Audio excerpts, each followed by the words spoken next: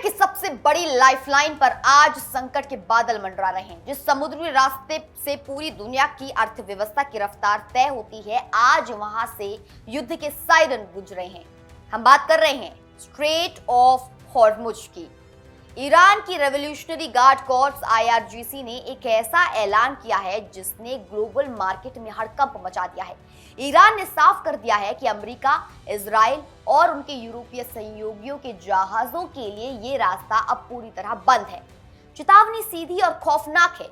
अगर इस इलाके में पश्चिमी देशों का कोई भी जहाज दिखा तो उसे सीधे निशाना बनाया जाएगा।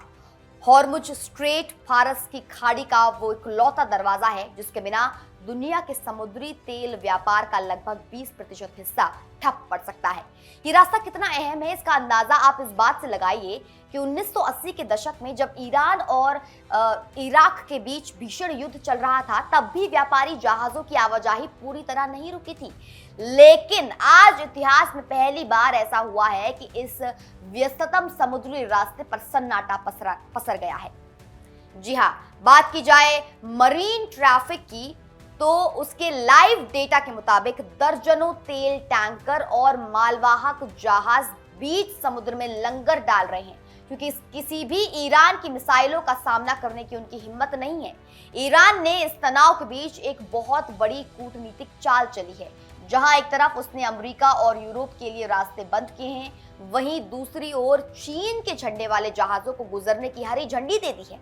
ईरान का कहना है कि ये चीन के समर्थन के प्रति आभार जताने का तरीका है।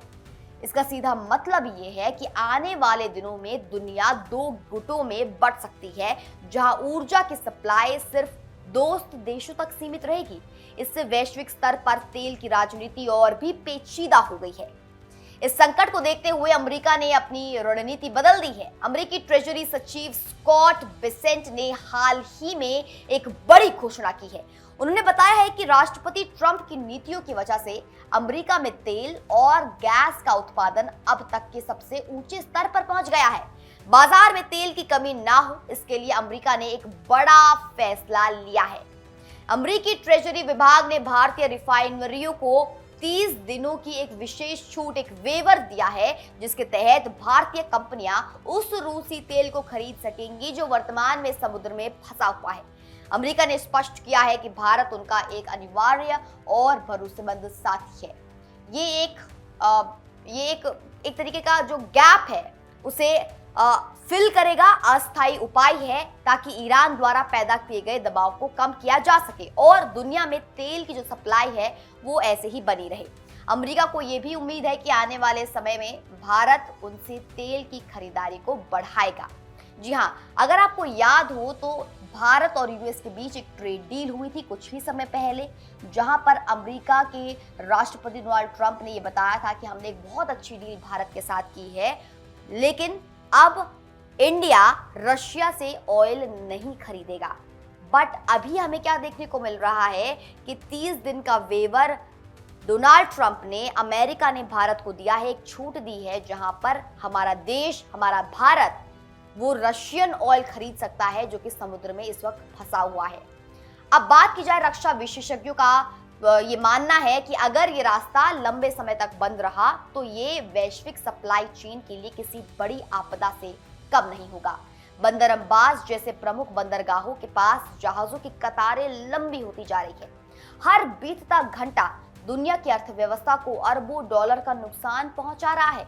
अगर सप्लाई बहाल नहीं हुई तो पेट्रोल डीजल की कीमतें आसमान छूने लगेंगी और पूरी दुनिया में महंगाई का ऐसा तूफान आएगा जिसे संभालना बहुत मुश्किल होगा। अब गेंद अमेरिका और उसके सहयोगियों के पाले में है। क्या वे सैन्य शक्ति का इस्तेमाल कर इस रास्ते को खुलवाएंगे या फिर बातचीत से कोई समाधान निकालेंगे? फिलहाल तो हॉर्मुज की लहरों पर बारूद की गंध है और दुनिया एक बहुत बड़े ऊर्जा संकट की कगार पर खड़ी है। आप देख रहे थे इंडिया न्यूज। ऐसी और खबरों के लिए बने रहें सिर्फ और सिर्फ इंडिया न्यूज पर। नमस्कार।